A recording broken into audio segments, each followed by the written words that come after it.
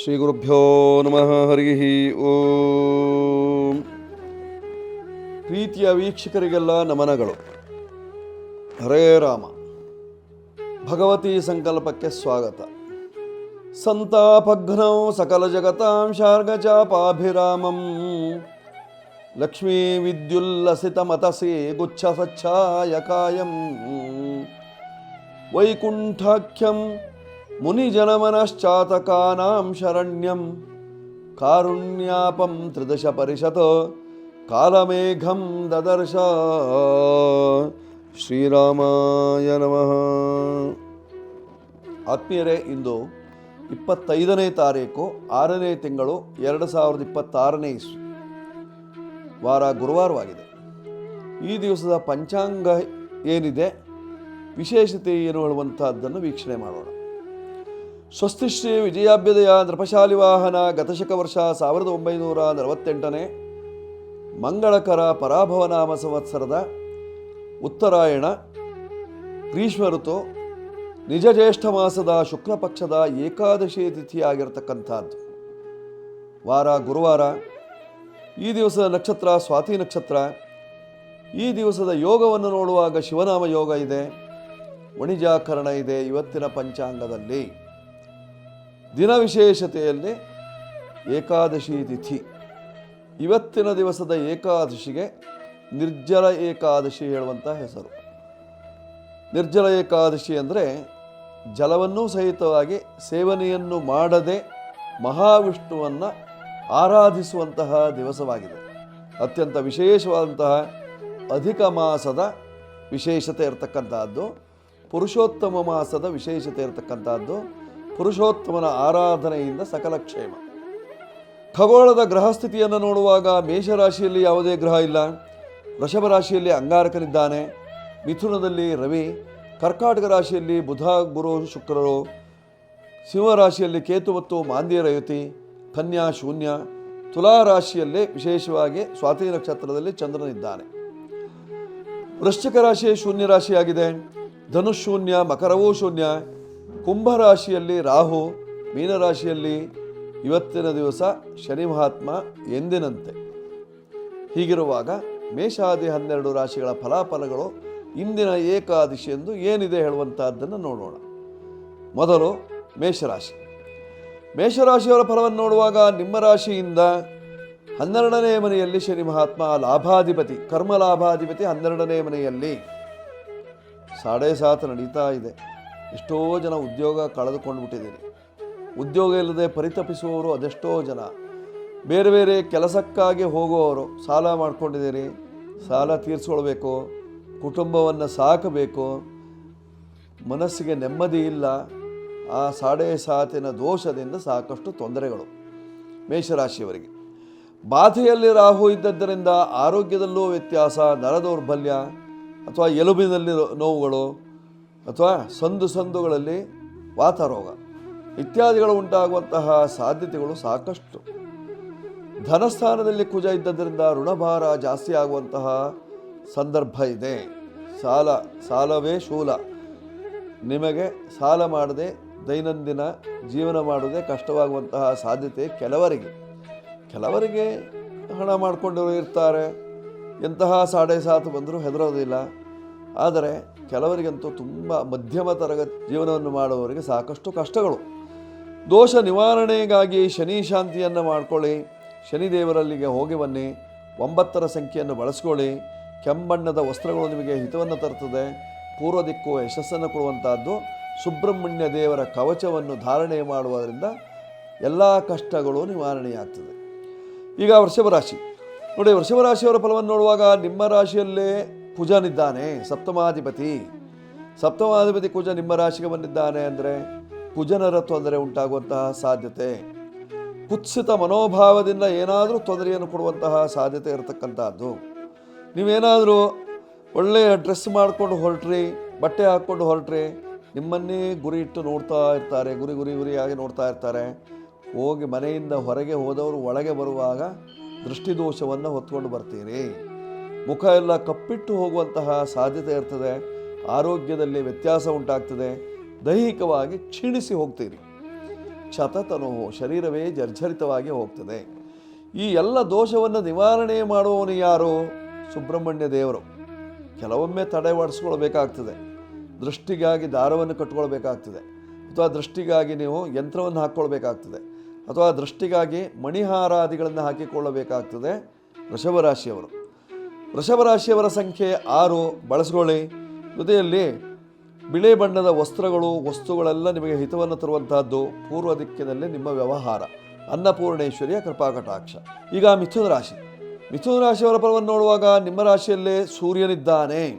ಭಗವಂತನ ಅನುಗ್ರಹ ಇದೆ ಅಂತಾದರೆ ನಮಗೆ ಅದೆಷ್ಟೋ ಕಷ್ಟಗಳನ್ನು ದೂರ ಮಾಡುವವನು, ನಿದ್ದೆಯಿಂದ ಎಬ್ಬಿಸಿ ಉದ್ಯೋಗವನ್ನು ಕಲ್ಪಿಸುವಂತಹ ಮಹಾನ್ ಶಕ್ತಿ ದೇವತೆ.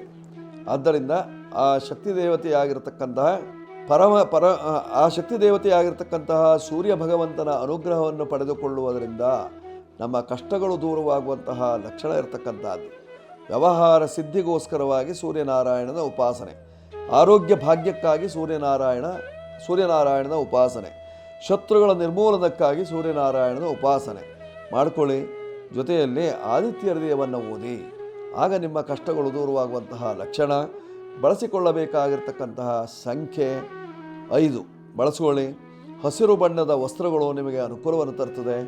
ಅಗ್ನಿಮೂಲೆ ಅರ್ಥಾತ್ ಆಗ್ನೇಯ ದಿಕ್ಕು ನಿಮಗೆ ಯಶಸ್ಸನ್ನು ಕೊಡುವಂತಹ ದಿಕ್ಕಾಗಿದೆ, ಉಪಯೋಗಿಸ್ಕೊಳ್ಳಿ.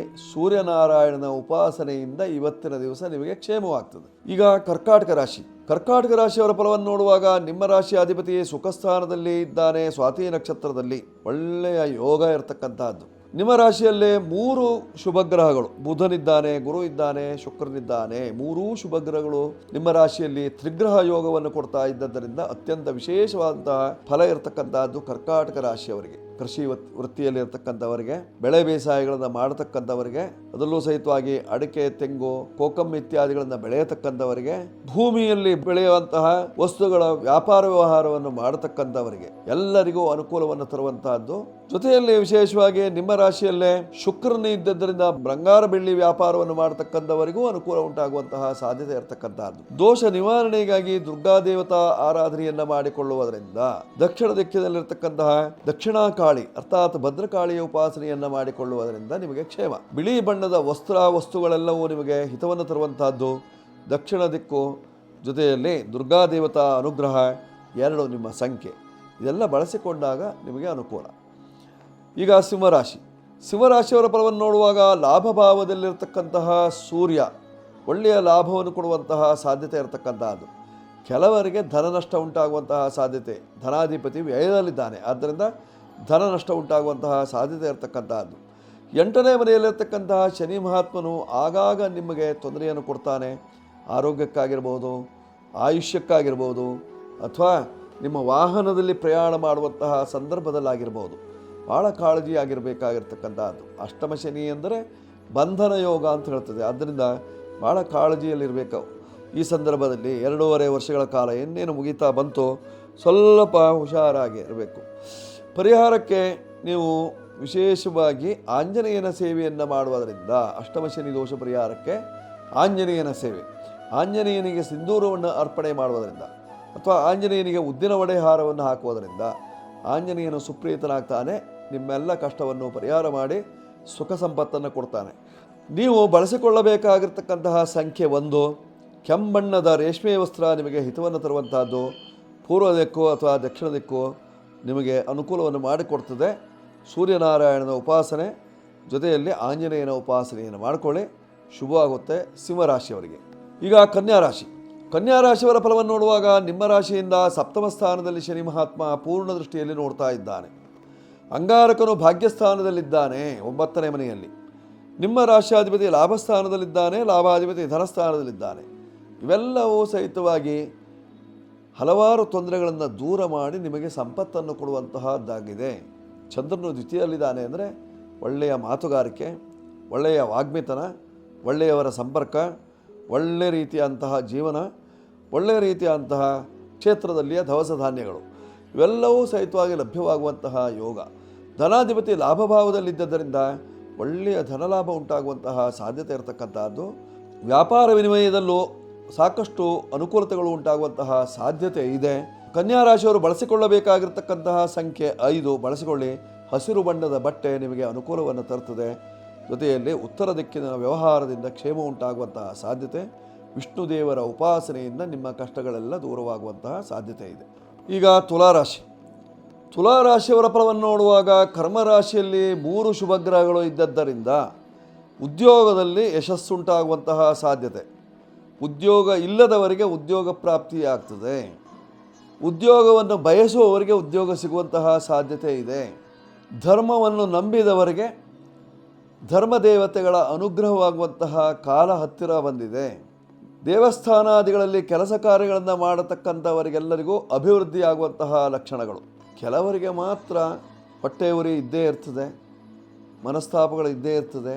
ಕಾರಣ ರಾಹು ಪಂಚಮದಲ್ಲಿ, ಆದ್ದರಿಂದ ಅವನ ದೃಷ್ಟಿ ಹೊಟ್ಟೆಗೆ. ಆದ್ದರಿಂದಲೇ ಏನೆಲ್ಲ ಹೇಳುವವರು ಇದ್ದಾರೆ, ಇಲ್ಲ ಅಂತಲ್ಲ. ಒಟ್ಟಾರೆ ತುಲಾರಾಶಿಯವರಿಗೆ ಅತ್ಯಂತ ಸುಮುಖರು, ಅವರ ಮುಖದಲ್ಲಿ ನಗು ಕಾಣುವಂತಹ ಸಾಧ್ಯತೆ ಇರತಕ್ಕಂಥದ್ದು. ದೋಷ ನಿವಾರಣೆಗಾಗಿ ತುಲಾರಾಶಿಯವರು ವಿಶೇಷವಾಗಿ ಲಕ್ಷ್ಮೀನಾರಾಯಣ ದೇವರ ಅನುಗ್ರಹವನ್ನು ಪಡೆದುಕೊಳ್ಳಬೇಕು. ಲಕ್ಷ್ಮೀನಾರಾಯಣ ಪಾರಾಯಣ ಅದರಲ್ಲೂ ಸಂಪುಟಿ ರೀತಿಯಲ್ಲಿ ಮಾಡಿಕೊಂಡಾಗ ನಿಮಗಿರ್ತಕ್ಕಂತಹ ಕಷ್ಟಗಳು ನಿವಾರಣೆಯಾಗುವಂತಹ ಲಕ್ಷಣಗಳು. ತುಲಾರಾಶಿಯವರಿಗೆ ಅಧಿಪತಿಯಾಗಿರ್ತಕ್ಕಂಥವನು ಶುಕ್ರ, ಅವನೇ ಕರ್ಮಸ್ಥಾನದಲ್ಲಿ ಅಮಲಾಯೋಗದಲ್ಲಿದ್ದರಿಂದ ಕಶ್ಮಲ ರಹಿತವಾಗಿರತಕ್ಕಂತಹ ವಿಶೇಷವಾದಂತಹ ಫಲವನ್ನು ನೀಡುವಲ್ಲಿ ನಿಮಗೆ ಅನುಕೂಲವನ್ನು ಮಾಡಿಕೊಡ್ತಾನೆ. ಸಾಕಷ್ಟು ಅಭಿವೃದ್ಧಿ ಇದೆ. ನಷ್ಟದೋಷ ನಿವಾರಣೆಗಾಗಿ ಲಕ್ಷ್ಮೀನಾರಾಯಣ ಪ್ರಾರ್ಥನೆ ಮಾಡಿಕೊಳ್ಳಿ. 6 ನಿಮ್ಮ ಸಂಖ್ಯೆಯನ್ನು ಬಳಸಿಕೊಳ್ಳಿ. ಬಿಳಿ ಬಣ್ಣದ ವಸ್ತುಗಳು ಅಥವಾ ರೇಖೆಗಳು, ಚಿತ್ರಗಳು ಇರತಕ್ಕಂತಹ ಬಟ್ಟೆಗಳು ನಿಮಗೆ ಅನುಕೂಲವನ್ನು ತರುತ್ತದೆ. ಉತ್ತರ ದಿಕ್ಕಿನ ವ್ಯವಹಾರ, ಪಶ್ಚಿಮ ದಿಕ್ಕಿನ ವ್ಯವಹಾರದಿಂದ ಕ್ಷೇಮ ಉಂಟಾಗುವಂತಹ ಸಾಧ್ಯತೆ ಇದೆ. ಅನ್ನಪೂರ್ಣೇಶ್ವರಿ ಅನುಗ್ರಹ ಜೊತೆಯಲ್ಲಿ ನೀವು ತ್ರೈಲೋಕ್ಯ ಮೋಹನ ಗೌರಿ ಅನುಗ್ರಹವನ್ನು ಪಡೆದುಕೊಳ್ಳುವುದರಿಂದ ಕ್ಷೇಮವಾಗ್ತದೆ. ಈಗ ವೃಶ್ಚಿಕ ರಾಶಿ. ವೃಶ್ಚಿಕ ರಾಶಿಯವರ ಫಲವನ್ನು ನೋಡುವಾಗ ಸಪ್ತಮದಲ್ಲಿ ನಿಂತ ಅಂಗಾರಕನ ದೃಷ್ಟಿ, ನಿಮ್ಮ ರಾಶಿ ಅಧಿಪತಿ ಅವನು ದೂರದಲ್ಲಿ ನಿಮ್ಮನ್ನೇ ನೋಡ್ತಾ ಇದ್ದಾನೆ. ಯೋ ಭಾವ ಸ್ವಾಮಿ ದೃಷ್ಟ. ಕುಜನೇ ನಿಮ್ಮ ರಾಶಿಯನ್ನು ನೋಡ್ತಾ ಇದ್ದರಿಂದ ಅಭಿವೃದ್ಧಿ ಆಗುವಂತಹ ಲಕ್ಷಣಗಳಿದ್ದಾವೆ. ಎಡವೆ ಬಿದ್ದವರನ್ನ ಎಬ್ಬಿಸಿ ನಿಲ್ಲಿಸುವಷ್ಟು ಸಾಮರ್ಥ್ಯ ಇರತಕ್ಕಂತಹದ್ದು ಕುಜನಿಗೆ. ತಲೆಯ ಅಧಿಪತಿಯಾಗಿರತಕ್ಕಂಥವನು, ಅವನ ದೃಷ್ಟಿ ಬಿದ್ದಿದೆ ಅಂತಾದಾಗ ನಿಮ್ಮ ತಲೆಯ ಭಾಗದಲ್ಲಿ ಯಾವುದೇ ರೀತಿಯಾದಂತಹ ದೋಷಗಳಿದ್ದರೂ ಪರಿಹಾರ ಮಾಡುವಂತಹ ಶಕ್ತಿ ಇರತಕ್ಕಂತಹದ್ದು. ಭಾಗ್ಯಸ್ಥಾನದಲ್ಲಿರ್ತಕ್ಕಂತಹ 3 ಶುಭಗ್ರಹಗಳು ಸಹಿತವಾಗಿ 3 ರೀತಿಯಾದಂತಹ ವಿಶೇಷವಾದಂತಹ ಫಲವನ್ನು ನೀಡ್ತಾವೆ. ಅದರಿಂದ ನಿಮಗೆ ಅನುಕೂಲವುಂಟಾಗುವಂತಹ ಸಾಧ್ಯತೆ ಇರತಕ್ಕಂತಹದ್ದು. ಧನಾಧಿಪತಿ ಭಾಗ್ಯಸ್ಥಾನದಲ್ಲಿದ್ದರಿಂದ ಧನ ಸಮೃದ್ಧಿ ಆಗ್ತದೆ. ವ್ಯವಹಾರ ಸ್ಥಾನಾಧಿಪತಿ ಭಾಗ್ಯದಲ್ಲಿದ್ದರಿಂದ ಭಾಗ್ಯವೃದ್ಧಿ ಆಗ್ತದೆ. ಲಾಭಾಧಿಪತಿ ಧನಸ್ಥಾನದಲ್ಲಿ ಇದ್ದದರಿಂದ ಧನ ಸಮೃದ್ಧಿ ಆಗ್ತದೆ. ದೋಷ ನಿವಾರಣೆಗೆ ನೀವು ಮಾಡಿಕೊಳ್ಳಬೇಕಾಗಿರತಕ್ಕಂತಹದ್ದು ಸುಬ್ರಹ್ಮಣ್ಯೇಶ್ವರನ ಪ್ರಾರ್ಥನೆ, 9 ಸಂಖ್ಯೆಯ ಬಳಕೆ, ಕೆಂಬಣ್ಣದ ವಸ್ತುಗಳು, ಕೆಂಬಣ್ಣದ ಪುಷ್ಪಗಳು, ಕೆಂಬಣ್ಣದ ಬಟ್ಟೆಗಳು ನಿಮಗೆ ಅನುಕೂಲವನ್ನು ತರ್ತದೆ. ಉತ್ತರ ದಿಕ್ಕಿನಲ್ಲಿ ನಿಮ್ಮ ವ್ಯವಹಾರ. ಈಗ ಧನುರಾಶಿ. ಧನುರಾಶಿಯವರ ಫಲವನ್ನು ನೋಡುವಾಗ ನಿಮ್ಮ ರಾಶಿಯ ಅಧಿಪತಿ ಅಷ್ಟಮದಲ್ಲಿ ಇದ್ದದ್ದರಿಂದ ಸ್ವಲ್ಪ ಕೋಪತಾಪಗಳು ಜಾಸ್ತಿ ಆಗುವಂತಹ ಸಾಧ್ಯತೆ, ಕೆಲವರಿಗೆ ಶಾಪ ಭೀತಿ ಉಂಟಾಗುವಂತಹ ಸಾಧ್ಯತೆ ಇರತಕ್ಕಂತಹದ್ದು. 6ನೇ ಮನೆ ಅಧಿಪತಿ 8ರಲ್ಲಿ ಇದ್ದದ್ದರಿಂದ ಶತ್ರುಗಳು ಸಹಿತವಾಗಿ ನಿಮ್ಮ ಮೇಲೆ ಕ್ರೋಧಗೊಳ್ಳುವಂತಹ ಸಾಧ್ಯತೆ ಇರತಕ್ಕಂತಹದ್ದು. ಕರ್ಮಾಧಿಪತಿ ನಿಮಗೆ ಅಷ್ಟಮ ಸ್ಥಾನದಲ್ಲಿದ್ದರಿಂದ ಉದ್ಯೋಗ ಹೋಗುವಂತಹ ಸಾಧ್ಯತೆ ಇದೆ. ಆದ್ದರಿಂದ ತುಂಬ ಜಾಗೃತಿಯಾಗಿರಬೇಕಾಗಿರತಕ್ಕಂತಹದ್ದು ಈ ಸಂದರ್ಭದಲ್ಲಿ.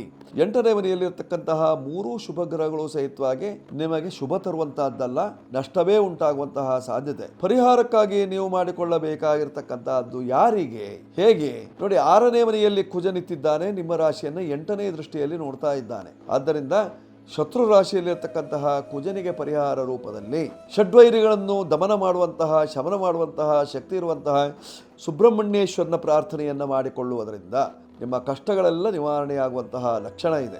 ಆರ್ಥಿಕವಾದಂತಹ ಮುಗ್ಗಟ್ಟು ನಿವಾರಣೆಯಾಗ್ತದೆ. ವ್ಯಾವಹಾರಿಕವಾದಂತಹ ಕ್ಷೇತ್ರದಲ್ಲಿ ಅಭಿವೃದ್ಧಿ ಆಗ್ತದೆ. ನಿಮ್ಮ ಶತ್ರುಗಳು ಸಹಿತವಾಗಿ ದೂರ ಸರಿದು ಹೋಗ್ತಾರೆ. ಮಾಡಿಕೊಳ್ಳಿ, ಶುಭ ಉಂಟಾಗ್ತದೆ. ಧನುರಾಶಿಯವರು 3 ನಿಮ್ಮ ಸಂಖ್ಯೆ, ಹಳದಿ ಕೇಸರಿ ಬಣ್ಣ, ಉತ್ತರ ದಿಕ್ಕು, ಗುರುದೇವರು, ದಕ್ಷಿಣಾಮೂರ್ತಿ ಇವೆಲ್ಲವೂ ನಿಮಗೆ ಹಿತವನ್ನು ತರುವಂತಹದ್ದು. ಈಗ ಮಕರ ರಾಶಿ. ಮಕರ ರಾಶಿಯವರ ಫಲವನ್ನು ನೋಡುವಾಗ ಸಪ್ತಮ ಸ್ಥಾನದಲ್ಲಿ ಸಪ್ತಮಾಧಿಪತಿ ಕರ್ಮಸ್ಥಾನದಲ್ಲಿದ್ದರಿಂದ ಸ್ತ್ರೀಯರಿಗೆ ಅನುಕೂಲ ಉಂಟಾಗ್ತದೆ. ಕೆಲವರಿಗೆ ಸೌಭಾಗ್ಯವತಿಯರಿಗೆ ಕ್ಷೇಮ ಉಂಟಾಗುವಂತಹ ಸಾಧ್ಯತೆ ಇರತಕ್ಕಂತಹದ್ದು.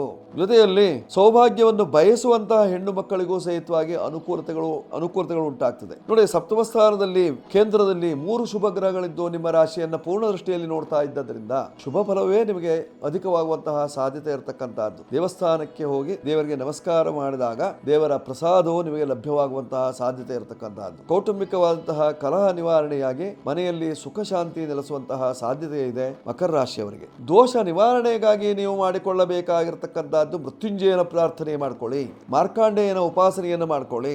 ಆರೋಗ್ಯ ಭಾಗ್ಯಕ್ಕಾಗಿ ಸೂರ್ಯನಾರಾಯಣನ ಪ್ರಾರ್ಥನೆಯನ್ನು ಮಾಡುವುದರಿಂದ ನಿಮ್ಮ ಕಷ್ಟಗಳು ನಿವಾರಣೆಯಾಗುವಂತಹ ಲಕ್ಷಣ. 8-4 ನಿಮಗೆ ಅನುಕೂಲಕರವಾಗಿರತಕ್ಕಂತಹದ್ದು. ಕಪ್ಪು, ನೀಲಿ, ಹಳದಿ ಇವೆಲ್ಲ ನಿಮಗೆ ಅನುಕೂಲವನ್ನು ತರುವಂತಹ ಬಣ್ಣಗಳಾಗಿದೆ. ಉತ್ತರ ದಿಕ್ಕು ನಿಮಗೆ ಯಶಸ್ಸನ್ನು ಕೊಡ್ತದೆ. ಮೃತ್ಯುಂಜಯನ ಆರಾಧನೆಯಿಂದ ಕ್ಷೇಮ ಉಂಟಾಗ್ತದೆ. ಈಗ ಕುಂಭರಾಶಿಯವರ ಫಲವನ್ನು ನೋಡುವಾಗ ನಿಮ್ಮ ರಾಶಿಯ ಅಧಿಪತಿಯಾದಂತಹ ಶನಿ ಮಹಾತ್ಮ ಧನಸ್ಥಾನದಲ್ಲಿ ಕುಟುಂಬ ಸ್ಥಾನದಲ್ಲಿ ಇದ್ದದ್ದರಿಂದ ಸ್ವಲ್ಪ ರಕ್ಷಣೆಗೆ ಏನಾದರೂ ತೊಂದರೆಯಾಗುವಂತಹ ಸಾಧ್ಯತೆ ಇರತಕ್ಕಂತಹದ್ದು. ಆರೋಗ್ಯದಲ್ಲಿ ವ್ಯತ್ಯಾಸ ಉಂಟಾಗ್ತದೆ. ಮನಸ್ಸಿನ ದೃಢತೆ ಕುಂದುವಂತಹ ಸಾಧ್ಯತೆ ಇರತಕ್ಕಂತಹದ್ದು. ಸಾಡೆ ಸಾತಿಯಿಂದ ದುರ್ಬಲರಾಗಿರುವಂತಹ ಸಾಧ್ಯತೆ ಇರತಕ್ಕಂತಹದ್ದು. ಯಾವುದೇ ಕೆಲಸ ಕಾರ್ಯಗಳು ಸಹಿತವಾಗಿ ಸರಾಗವಾಗಿ ಆಗೋದಿಲ್ಲ. ಮಾನಸಿಕವಾಗಿ ಹಿಂಸೆ, ಆರೋಗ್ಯ ಭಾಗ್ಯದ ತೊಂದರೆ ಇತ್ಯಾದಿಗಳು. ನಿಮ್ಮ ರಾಶಿಯಿಂದ 3ನೇ ಭಾವದಲ್ಲಿ ಕುಜ ಇದ್ದದ್ರಿಂದ ಸಹೋದರ ವರ್ಗಾದಿಗಳಿಗೆ ಅನುಕೂಲತೆಗಳು ಉಂಟಾಗ್ತದೆ. ನಿಮ್ಮ ರಾಶಿಯಿಂದ 4ನೇ ಮನೆಯಲ್ಲಿರ್ತಕ್ಕಂತಹ ಕುಜನಿಂದ ಆರೋಗ್ಯ ಭಾಗ್ಯಕ್ಕೆ ತೊಂದರೆ ಇಲ್ಲ.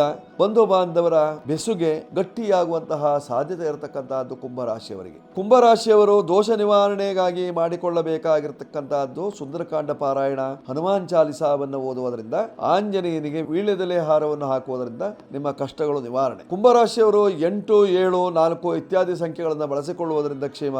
ನೀಲಿ, ಕಪ್ಪು, ಹಳದಿ, ಹಸಿರು ಇತ್ಯಾದಿ ಬಣ್ಣಗಳನ್ನು ಉಪಯೋಗಿಸಿಕೊಳ್ಳುವುದರಿಂದ ಆರೋಗ್ಯ ಭಾಗ್ಯಕ್ಕೆ ಒಳ್ಳೆಯದು.